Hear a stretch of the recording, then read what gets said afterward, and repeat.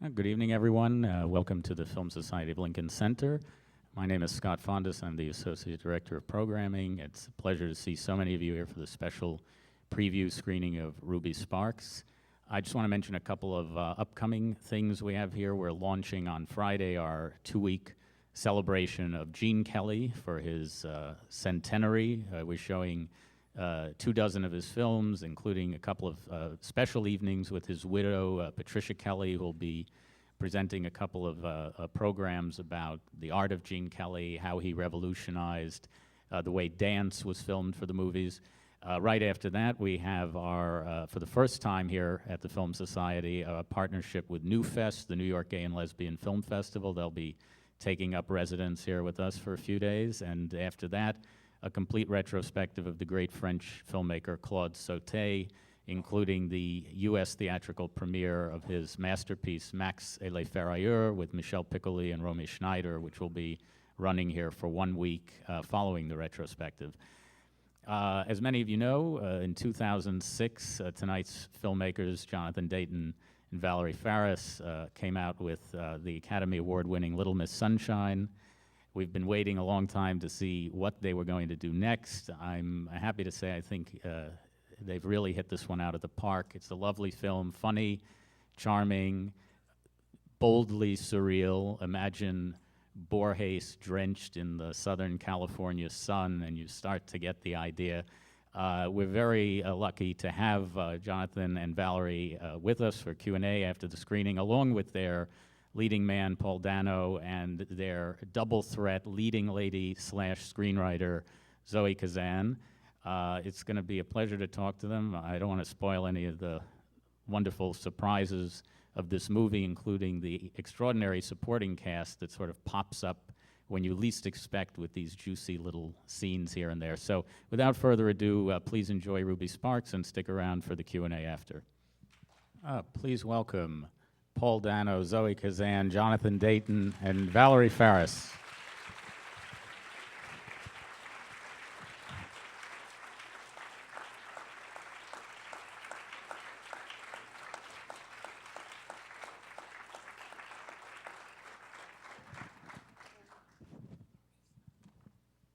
Thank you.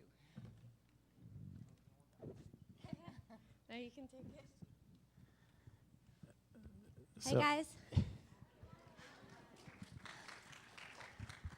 So Zoe, I want to start by asking you just sort of where the idea came from. It's sort of, I think it's a movie that gives a whole new meaning to the idea of living with your characters, you know, as they tell writers you do, but what was the starting point?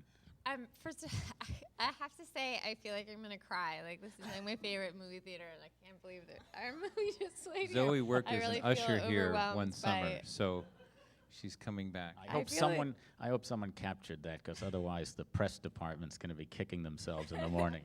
I feel overwhelmed by love right now. And also, I've been away from New York for a long time. Anyways, the idea, Paul and I used to live by the Macy's in Borum Hill, and I was coming home from work one night and saw a mannequin discarded in the dumpster and thought it was a person and was really scared. And the Pygmalion myth came to my mind, and I thought of the sculptor in the dark studio, you know, looking over and thinking he sees his statue move. And I thought, well, what would I do with that story? Obviously, it's inspired so many artists over the years, and I woke up the next morning with the seeds of this in my head and started to write, and then after about 20 pages, put it away for about 6 months because I realized I didn't want to write the sort of broad comedy version of this, and I came back to it with a sort of greater awareness of the ideas that I wanted to tackle, you know, especially having to do with what happens in relationships and sort of the idea of love versus the actuality of love. And Paul has a great line, Calvin has a great line at the end of the film where he says, I don't care if there's no good explanation for this. And one of the things that I really love about the film is that it has this wildly surreal premise that everyone just accepts. I mean, obviously only Calvin knows the truth of this person, but you know, it feels to me like a lot of writers would have gotten hung up on just trying to explain how does this happen, and that's never even addressed. We just go with it. I just didn't have any interest in going down that. I don't think it's important. I think, hopefully the audience is willing to suspend their disbelief long enough to become emotionally involved. And then, I was just more interested in the emotional story that I felt like I had to tell, and than having a shooting star or a magic, coin or, anything to sort of lessen the impact of the imaginative leap. And Paul, can you talk a little bit about working with Zoe? I mean, I think everybody, or most people know you're a couple in real life, but this is your film debut together. So what was that like for you? And how, did you feel you were reliving things from your own life when you were playing this part, or? Well, one of the greatest things about it was coming home and having Zoe excited on the couch with new pages to read and to sort of share that with me. And I would mostly try to be a good boyfriend and just encourage her and say, "This is great, baby. Keep going." And then it was really amazing to share the entire journey with Zoe, especially now with the film finished. I think back to when she was done writing our dreaming about it phase, and dreaming about maybe getting to make it, hopefully, and dreaming about getting to make it with John and Val, who pretty much by page 10, we knew we wanted them, if we could get them to make it. And then we get to actually making it, and it was great. Work was totally fine. Every now and then, after a 14-hour day, the car ride home could get testy. But for the most part, it was just a pleasure. And I'm also having the same experience Zoe is having, just getting to share it now with people here in New York, and thinking back to being in our apartment in Brooklyn when Zoe first had the idea. And for Jonathan and Valerie, can you talk a little bit about how they snagged you? Because it's been 6 years since Little Miss Sunshine, and I think a lot of people have been wondering when you were going to make another film, and maybe you can talk a little bit about. I'm sure there were no shortage of offers. So, what you've been up to, and what it was about this project that caught your attention. I wish I could say it was hard for them to snag us, but we were kind of pushovers. I think first of all, just because it was Paul and Zoe, and so going even just to reading the script, we really wanted to like it.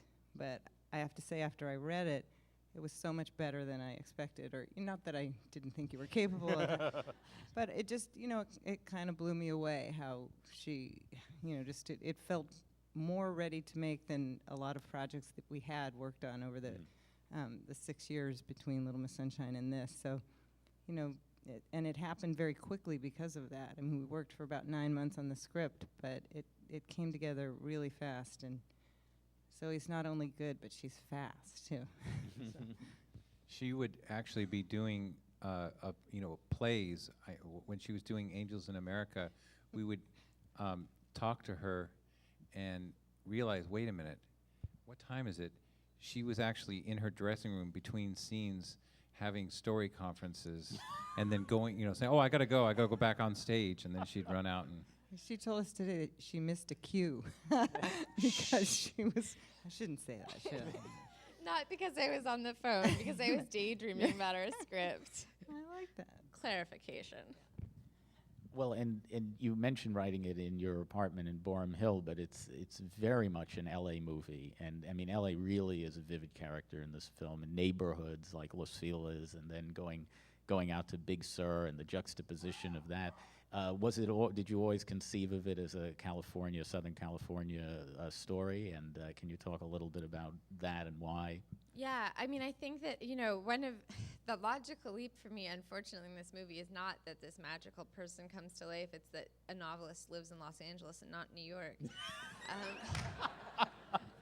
Ouch. I reckoned with that many times in my head. You know, I think the thing is that LA feels like, I love Los Angeles. I'm from there. I think I was homesick for it. I think that that's one of the reasons I set it there, because I daydreamed about it. But I think, you know, for me, I also think it's like the loneliest city to be alone in the world. And I think New York is just about the least lonely city to be alone in. You know, there's this way that you're in your car, you're in your house, like you're you know, at best you're in a coffee shop, but there's very little bumping into people. There's very little people watching. It's really easy to sort of become like a single cell organism in Los Angeles. And I thought about Calvin that way, and I wanted him to feel isolated in that way. And I also, you know, I grew up in LA, and I think it's a very beautiful city, and I don't think that it's been captured on film that many times that I can think of where I felt like, oh, that's the LA I grew up in. You know, I feel like Robert Altman's movies that are set in LA feel really true to me, but there aren't that many of them, and I think I wanted to make an LA movie. And John and Val, do you want to say anything more, but specifically like the use of locations and? Well, it was exciting because we try and, you know, we have 3 kids, and we try and do as much filming in our hometown as possible, and usually we have to cover the fact that it's in LA. So Little Miss Sunshine was shot there, and you know, 90% of our work, and we're always having to, you know, change the location because there's a palm tree in the background. And so here, it was just incredible to just embrace it and think about, well, you know, what places haven't been seen or what styles of architecture. You know, we found this one architect that seemed to kind of be the right feel, and we looked at all his houses and actually used the house. Calvin's house is the house this guy built for himself. So it was really fun to, you know, use the landscape. Well, it was actually, location scouting was really fun for this movie because we, you know, we're actually looking for great LA locations, and you know, it was incredible that we could find that house for Calvin in the same city that we found that house that Mort and Gertrude live in. The kind of what look supposed to be in Big Sur, but it's actually in the Hollywood Hills, and it's owned by, and it was actually built by Sid Croft from HR Pub and stuff. So. And we did nice nothing piece to of it. We just took out the HR Puff and Stuff figures from the shelves here and there. Sid. And Sid. And shot around the stained glass windows that were HR HR Puff and stuff. stained glass And we windows. couldn't let his cats out of the house. I mean, it was the hardest place to film ever. But the treehouse, every detail was And his. He built it. He really. And everything that Annette says about it is actually true. Zoe, you know, was given a tour of the house by Sid, and it really is made from bricks from a Catholic girls' school. And can you also talk a little bit about the music in the film and this idea of kind of an antic opera kind of score for this very intimate and sort of modest story? Well, it's scored by Nick Urata, who also scored Little Miss Sunshine. And what was so great is we worked really closely with him. So throughout the edit, he would score. He'd write something, and then we'd put it into the film. And sometimes we'd change the cut to his music. So it was a very back and forth, very collaborative process. And I think we liked the idea of, you know, this movie that's kind of small. It's these 2 people, and it's very intimate and almost claustrophobic. But we liked the idea that the music could kind of take up a lot of the space and make it feel bigger, you know, almost like, because it's played so real and sort of matter-of-factly, we liked the music sort of taking on more of the fantastic element of the movie. I want to take some questions from the audience. I'm sure we have some. Yes, in the back.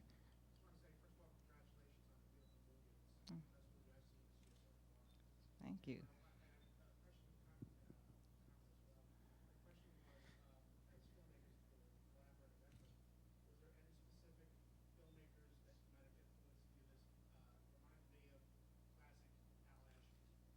Well, Highest compliment you yeah, could give us. that's the I'll the just man. repeat for he anyone is who- the saint for us. You know, we just constantly return to his work, you know, for inspiration. We did actually talk a little bit about Harold and Maude and their relationship, and there were some, similarities. But, I mean, yeah, he's,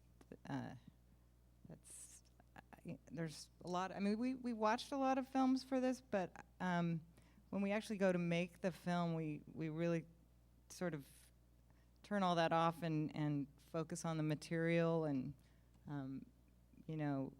there's just kind of create from the story, but years of watching and loving films, I guess, has some impact, hopefully. Just for anyone who couldn't hear, the gentleman said first that it was the best movie he's seen all year, and second that it reminded him of classic Hal Ashby. Thanks for repeating that. Yeah. Could you say that just one more time? Yeah, can No. we hear? Other questions? Yes, here in the center.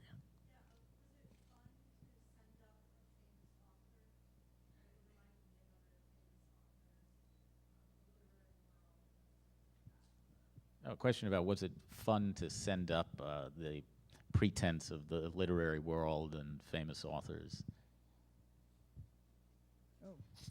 I mean, I think we were trying to come at Calvin's predicament from a place of compassion.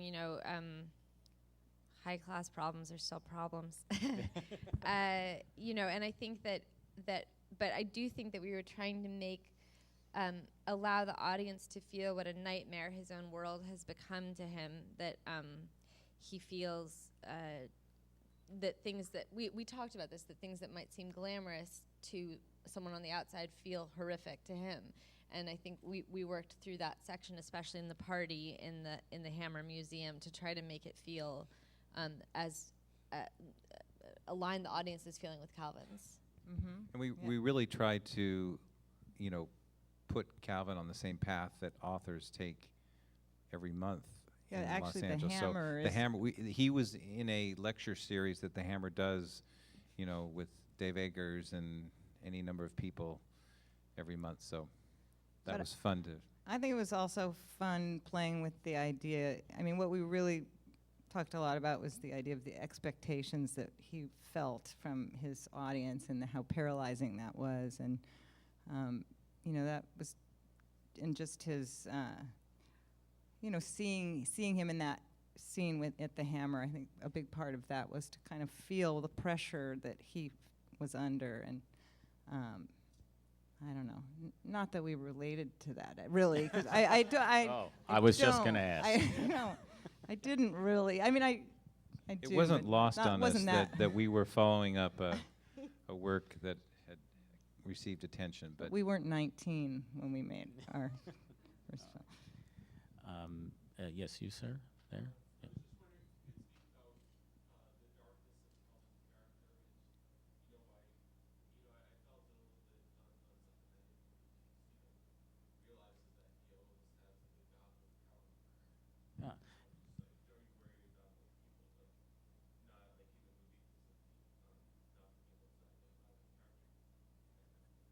A question about the darkness in Calvin, especially when he's sort of playing God with Ruby, and can you talk a little bit about that, and were you worried about people not being able to identify with that? Well,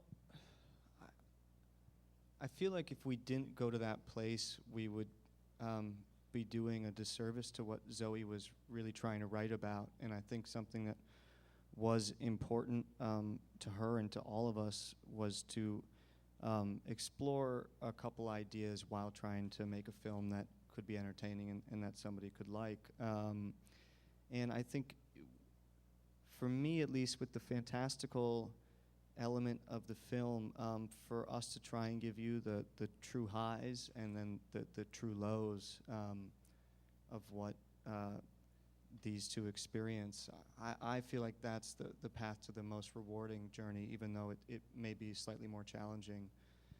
And I also think it's just true to the circumstance. We'd be skating around something or excusing ourselves if we didn't explore what it would be like to actually have that power. And I think to get rid of that, Calvin has to essentially destroy it and it's part of it is self-destruction. It's almost masochistic too. He's hurting himself when he's hurting her at that point. I think by changing her that first time, you're already where we ended up. I mean, I feel like you have to go there. Yeah, I totally agree, and I think once he does cross that line, once he goes to the typewriter for the first time and he can't resist that urge anymore, it really felt like it is where the story had to go. Otherwise, I think the movie, I've seen those movies where, the guy changes the girl and everything works out okay, or it doesn't quite go to the same emotional place, and we just felt like this story, we wanted. That's what this story was about. Really, was the pitfalls of having that kind of control, and so we felt like we had to go to its kind of extreme to really feel that. I also think that there's a kind of there's an idea, and it gets thrown around a lot, I think, in development of scripts, that for a character to be likable, they have to be inoffensive or to be untroubling. And I don't think that's not my experience of watching movies and reading books. I feel like I've fallen in love with people that seem real to me, and most of those people have flaws. And I think that part of what the movie's about is that you can't pick and choose parts of a person if you love them. You have to love the whole package, and people are thorny and challenging, and I think that it makes Calvin feel more real to me that he can go to such a dark place. I don't know. And I think he goes there so that he'll never go there again, really. So that was our take.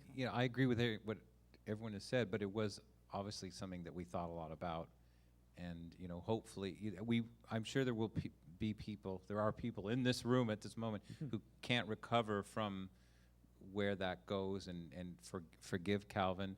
I think one of the biggest things was, could we do this, and in that final scene, really believe that there's hope. There's hope that he is somewhat transformed from this experience, or capable of change. Capable of change. Yeah, exactly. So I think we have time for one more up here. Yes.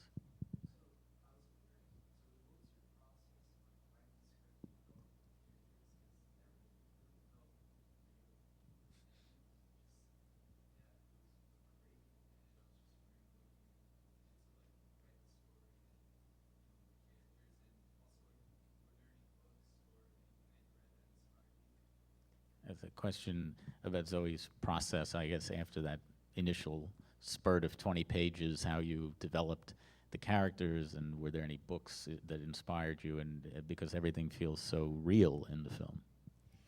Well, that's a wonderful thing to hear.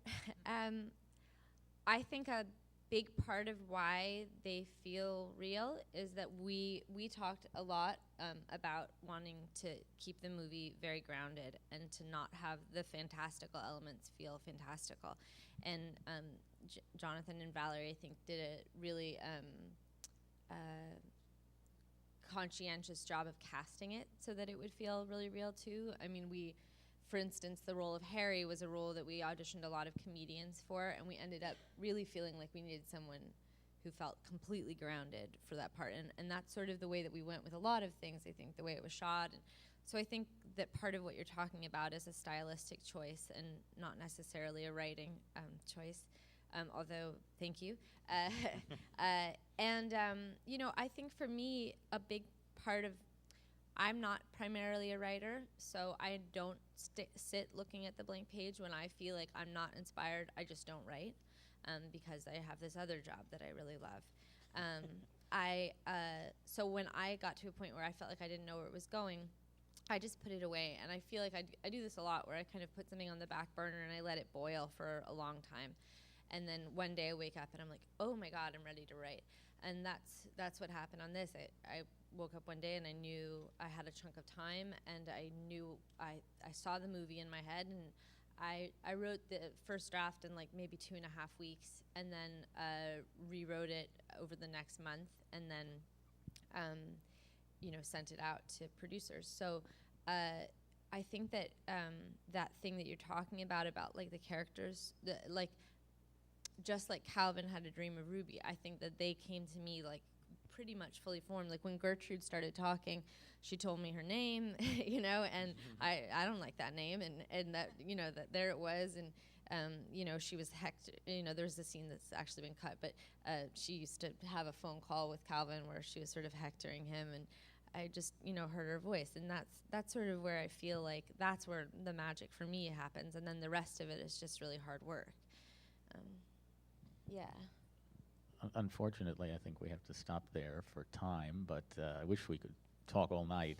Paul, Zoe, Jonathan, Valerie, thank you so much for Thank you for coming Thank out. you, so and much. thank Don't you all wait for 6 coming. years to Thank come you. back, Thanks, please. Scott. Thank you.